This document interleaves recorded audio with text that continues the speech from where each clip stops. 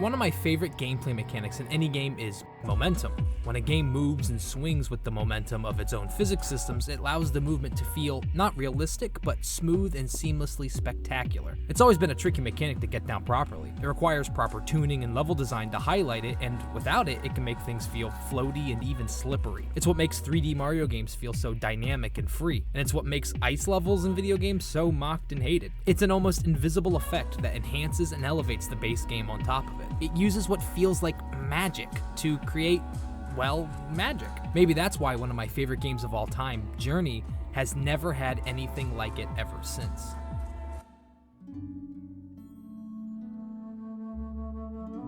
Back in 2012, that game company made a game, I can't remember the studio's name, but I'm sure it'll come to me. They made one of my first formative gaming experiences and a critical indie darling of the time. While indie games weren't unheard of at the time, and there were plenty of excellent indies that helped expand the scene like Braid, Limbo, Amnesia, Minecraft, or even as far back as Cave Story, Journey came out in just the right time and the right climate. Like most of these games, they have been massively influential for indie games in the future. Games like Amnesia helped popularize the future of horror games. Spelunky helped normalize the idea of roguelikes being able to break free from the stuffy rules of what roguelikes were previously considered. And Minecraft is, well, it's Minecraft. Hey, how's it going? I've actually got something for you. This is the bread that you asked me to get, and you can now go make me a sandwich. A lot of them helped push indies into becoming almost indistinguishable from bigger budgeted games, Journey included. Toward the end of its console generation, it separated itself from most indie gems of the time. Games like Braid, Amnesia, or Minecraft look modest, not cheap or unskilled in any sense of the word, but definitely restrained, limited in what the scope and budget of their respective studios were capable of. But Journey is still to this day an indie game that does not look or feel like one at all. Journey doesn't feel restricted, Journey just feels. Its lighting feels hazy and thick, but never polluted. Its spaces feel so vast and uncompromising within the scope of its short runtime. Its lack of dialogue gives needed space and pacing to let emotions breathe. The game never rushes you. It's one of the few games I know where the music is a core character in its world. The vast landscapes, various structures, and always lingering mountain in the distance plays as important of a character as its score. Journey, whether you realize it or not, has a narrator. It just speaks to you in a very different language than our own. Its guiding voice and strings carry you from scenic towers basted in the sun to cold blue chasms that can convince you that you're feeling the temperature coming right off its stagnant, crisp air. It's a story that is about the journey and not the destination. The indefined meaning of what is going on is the point. It's an invisible hand that pushes you to seek meaning in something else, rather than the intricacies of its world. I know I've gotten kind of nebulous. It's a poetic reading that doesn't actually inform you what Journey is, but I hope at this point, either in this video or on this channel, that I'm not much of a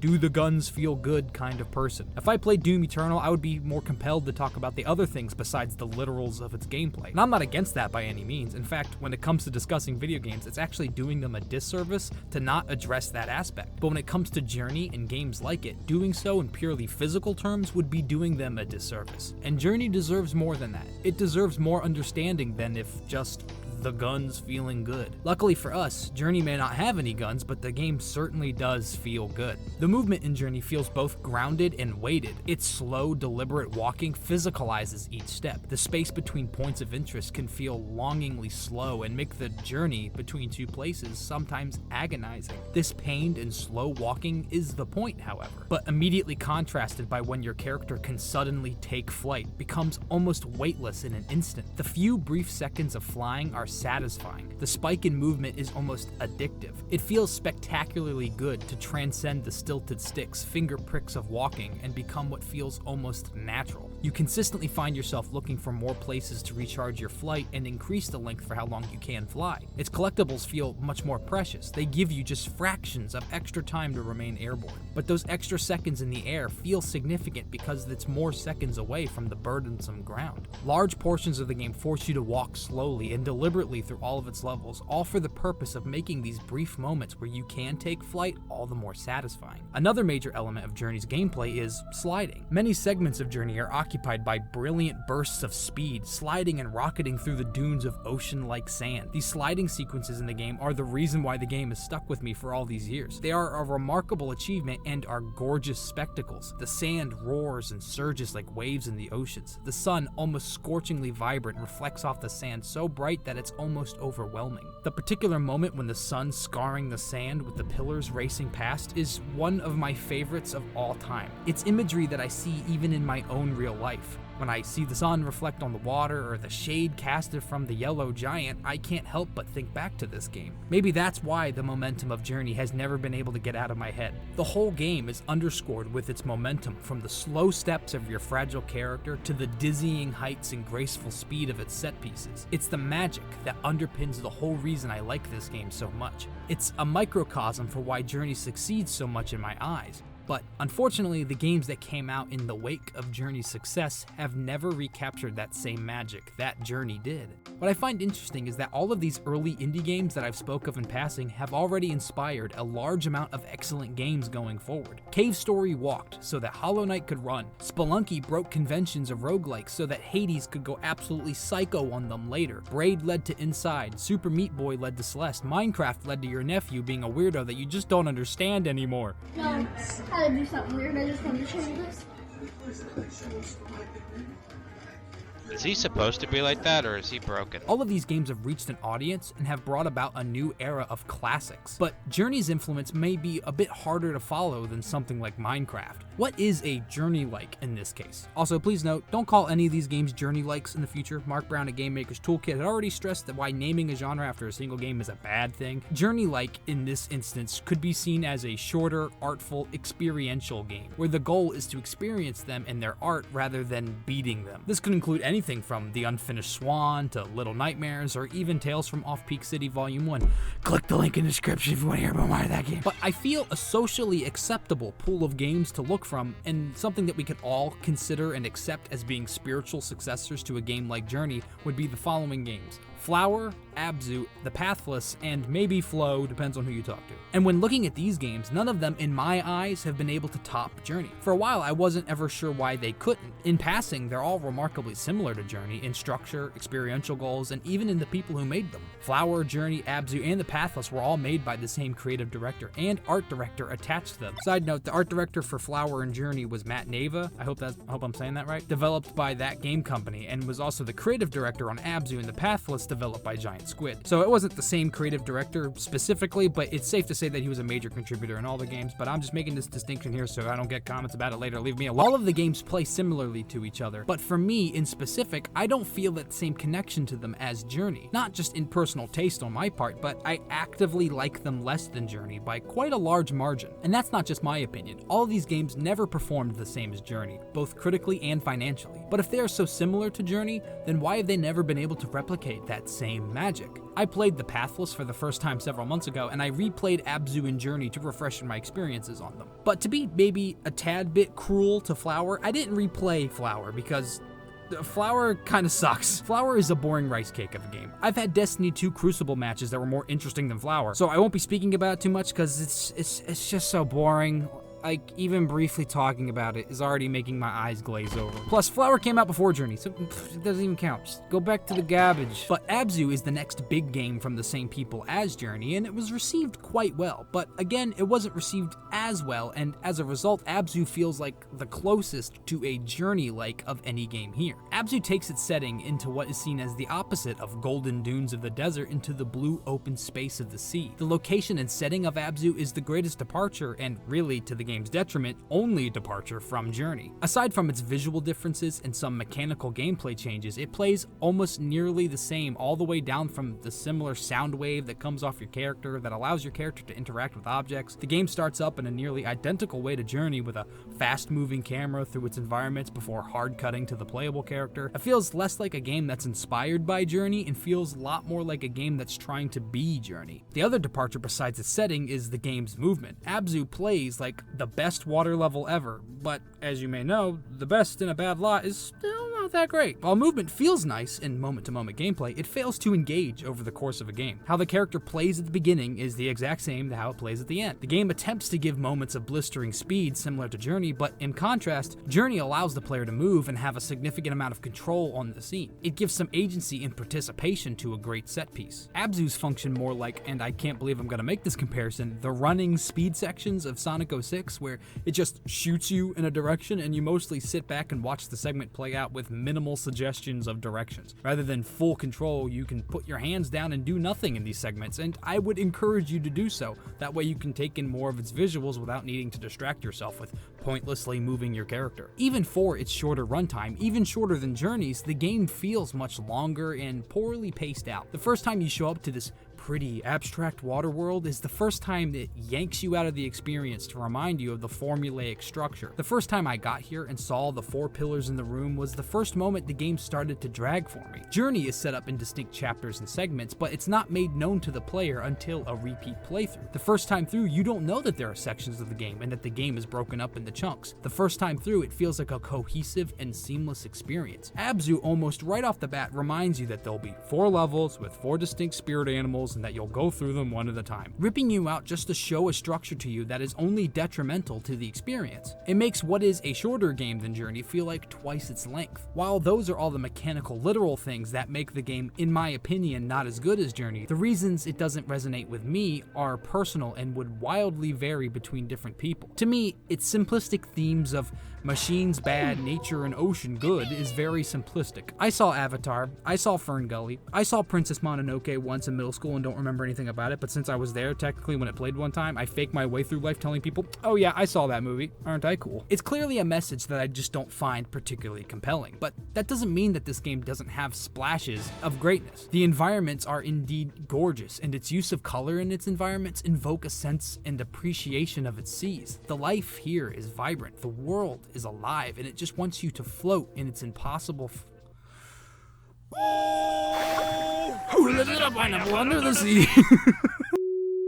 The life here is vibrant, the world is alive, and it wants you to float in its ecologically impossible aquariums. I sometimes get that goosebumps feeling when I see the scene with the whales. The sheer scale is impeccable, and the unfathomable depths that the game lets you go down, it just makes it feel impossible. It's one of the few moments in the game where I feel that magic. The seams and cracks in the walls seem to go away from me in this moment, and I forget that I'm just sitting in my room with a controller in my hands. It's a great moment that the game unfortunately never reaches the heights of again after this point. It's that invisible magic that I'm looking for, the kind that surrounds you without you ever knowing. Abzu just reveals itself too often and reminds you of its limitations. It's ultimately a game that feels like it's uncomfortable in its own proverbial skin. It's trying to reinterpret what was undefined, and I don't think I can call it successful. It's not a bad game by any means, it's just caught in the shadow of a game that came before it. But how do you come out from under a giant's shadow? Well, you just try and be bigger than the giant. The next game by Giant Squid was The Pathless, a game that, while still using Journey as a forefront of inspiration, went into the direction of scale. In the worlds of Journey and Abzu, its scale was merely implied and not so physicalized, but The Pathless goes truly open world. But it's unclear at first as to how open of an open world it will be. On my first playthrough, I didn't really notice it was an open world until the final section of the game came, and the game's sense of scale opens up vertically as well as horizontally. The Pathless, still following in the tradition of opening vaguely and obscurely, plants your characters on the shores of a new world, one that hasn't seen life for what feels like a long time. The core conceit of its gameplay has remained the same as Abzu and Journey. The basic traversal still stems from movement as a core fundamental in its world. Shooting arrows at targets to give yourself a speed boost as you race across the open space is the game now. Sure, you have things that you do and goals to accomplish, but 90% of the game is shooting targets and running fast. It's fun and satisfying just shooting targets normally, but once you start pushing yourself to hit the targets faster and more efficiently, it makes the game go from a relaxing running simulator to what feels like Beat Saber? There's no musical element to it, but the crisp sound design of the arrows and targets crunching together forms its own sort of musical motif, one that surprisingly doesn't overstay its welcome over the course of the game. It's not the deepest system in the world, I'll admit, but if it did get any more complex than this, it would stop being so focused and would be more stressful, which I don't think is the point. Its environments feel appropriately empty and vast. The scale of its world is one of the most impressive things about it. The first time jumping from one of the game's many towers to descend into the swirling vortex of a deathly red smog, it wowed me by its sheer scale. It really did feel like I was descending into the heart of annihilation to smother out the source, only for it to lead to one of its admittedly kind of boring chase sequences. The scale of its boss fights and encounters are impressive visually, but without massive stakes or really any stakes in its gameplay, it makes the threat of these foes feel toothless. How can I truly fear for the fate of this land when the threat itself is too afraid to take a bite? And the key focus of the game visually is in the land itself. This part of the world feels like it's holding its breath while the impending threat lingers over its head. Its art style is cute and striking, but maybe as a consequence of being an open world game, never quite hits the levels of either Journey or Abzu. It's trying to take in such a big picture that it misses all of the wonderful details. While that works for the world feeling like it's dead and waiting for restoration, once it is restored, it never quite feels like the world returned to normal. It still feels like it's just the husk of a land. I myself never appreciated the land until the post-game, where you can unhindered explore the land to your heart's content, where the game's expansion mechanically doesn't just go faster or quicker, but you start going higher and higher, where you start the game feeling consistently tied to the floor. Toward the end of the game, it allows you to fly through the clouds over the world that seemed so flat before. Only here, after the final boss, after I was almost done with the game, did I feel a sense of scale and appreciation for its world. It's a world that only works in the big picture. Once you examine the finer details, it reveals itself as a simulation of a living world without ever feeling alive. Maybe not helped by the copy and paste puzzles, arenas, and platform challenges sprawled all over the map. While most open world games face judgment for copy and paste elements in their open worlds, here it feels more damning than most. We are supposed to hold sympathy for the land. The land in this world is stifled, it's cowed, it's held in stasis, awaiting us to come and save it. And when it's a world that feels like it was constructed by a developer's hand, it reminds me of what the game is missing. It makes me miss that invisible magic. The effort is on display too much. To be extra pretentious, it shows the paint strokes on the canvas, taking me out of the full picture far too often than I can take. The Pathless wants you to feel sympathy for the land. Only by wallowing in its stagnant lands are you able to feel the weight of its world. Abzu wants you to sit in its large, pretty aquariums to relax and understand the life all around you in its natural form, so that you can see just how hostile foreign threats to it can really be. And Flower, well, Flower just sucks. All these games, while pretty and impactful in their own way, fail to make me understand that invisible magic, one that feels almost seamless with Journey. Like, it doesn't even have to try. I understand that magic while playing it, but it's difficult to verbalize. Perhaps that's why I'm so hard on these games, for not replicating that magic. Is it unreasonable for me to feel this way? Perhaps, but that's what happens when you have an encounter with the fantastical. I just want to feel that magic again. While dozens of indie games have had their successors supersede them and solidify their legacy in stone, Journey still feels like the culmination of its genre, still awaiting for its successor. I just want to feel that magic again. I guess that makes the term I coined earlier, Journey-like, really a misnomer, because there really hasn't been any game like Journey. Hey guys, thanks for watching the video. Giant Squid's next game, Sword of the Sea, I think it's called, is, Giant Squid's next attempt to copy Journey because it looks nearly identical to Journey. And while I'm excited for it, it does look like it might not be as good because, I just went over a whole video talking about why they're not as good anymore. I welcome Giant Squid to make me a freaking liar. The Sword of the Sea, if it comes out and is awesome and is really helping recapture that magic, then it gets a big 2 thumbs up for me, and I'm excited for that. And so to spread the love of Journey around a little bit, I'm going to be doing another giveaway. So I'm going to be giving away a Journey on PC, so throw a comment down below, and I'll pick a winner in a couple days, and you guys I can, again, force one of you frickers to play the games that I like. I'm good at doing outros. Do them unscripted, it'll seem more raw and real. Now you've seen the real me, I'm insane. Are you happy? But yeah, I'm going to be giving away a copy of Journey on PC. Just, drop a comment down below, and that's really all you gotta do, and in a couple days I'll pick somebody. Also, thank you, subscribe.